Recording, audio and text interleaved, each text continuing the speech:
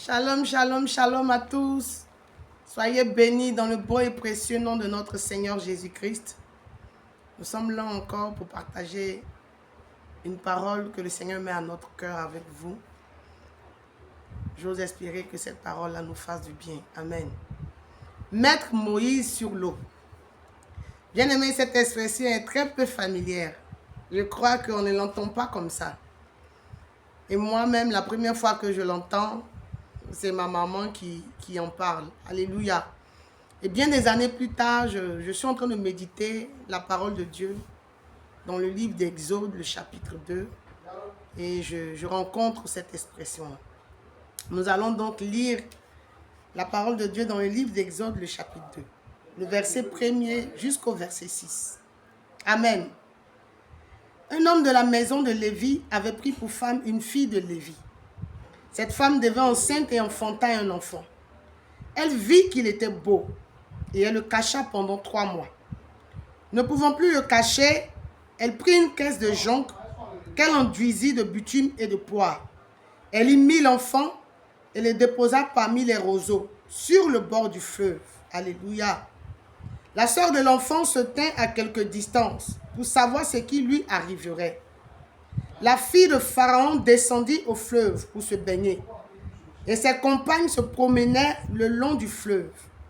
Elle aperçut la caisse au milieu des roseaux et elle envoya sa servante pour la prendre. Elle ouvrit et vit l'enfant. C'était un petit garçon qui pleurait. Elle en eut pitié et elle dit, « C'est un enfant des Hébreux. » Que la parole de Dieu soit bénie. Amen.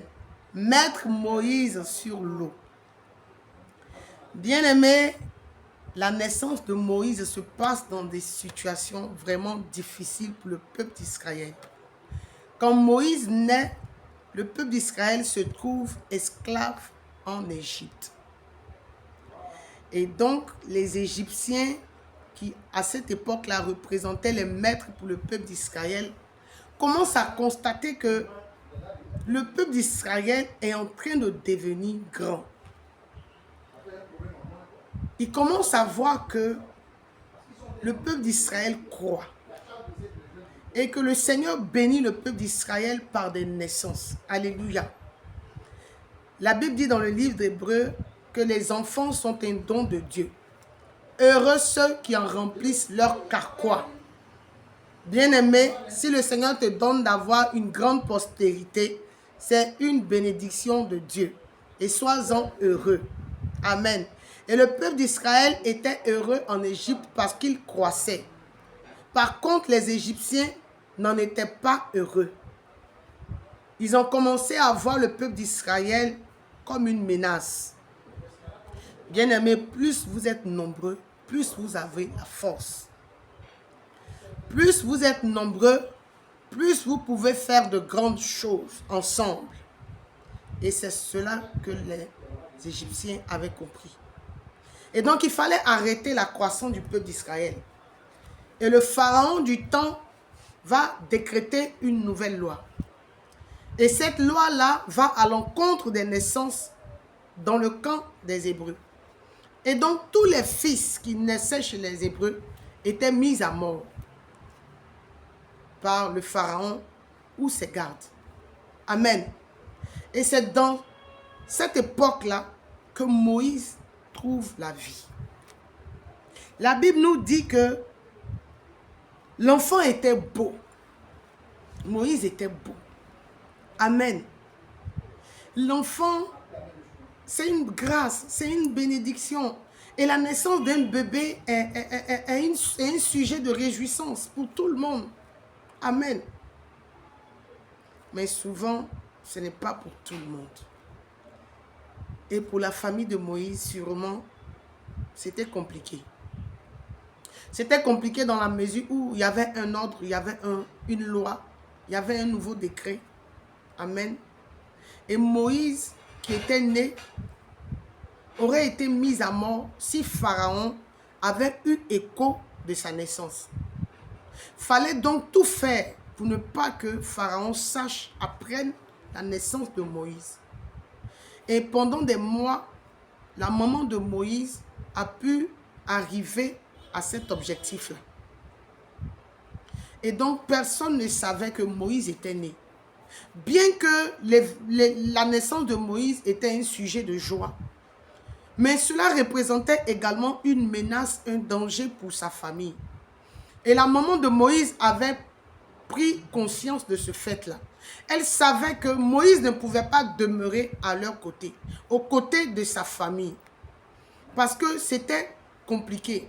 C'était une désobéissance de garder Moïse. Et c'était même un risque de mort pour toute la famille de Moïse si Pharaon venait à apprendre que Moïse était né. Alléluia. Il fallait donc trouver une solution. Mais la Bible nous dit que l'enfant était beau et sa maman l'aimait. Et sûrement que Moïse était ce fils que la maisonnée avait tant espéré. Ils avaient tellement voulu de cet enfant-là que voilà que le Seigneur leur fait grâce d'avoir cet enfant-là. Mais dans le même temps, cet enfant-là est un obstacle, est un danger permanent pour eux. Le garder constitue vraiment une menace pour eux. Il faut trouver encore une solution. Il faut réfléchir pour trouver une autre solution à ce nouveau problème. Quand je lis cette portion de la parole de Dieu, je commence à me demander à moi-même d'abord, mais qu'est-ce que j'aime? Qu'est-ce que j'ai?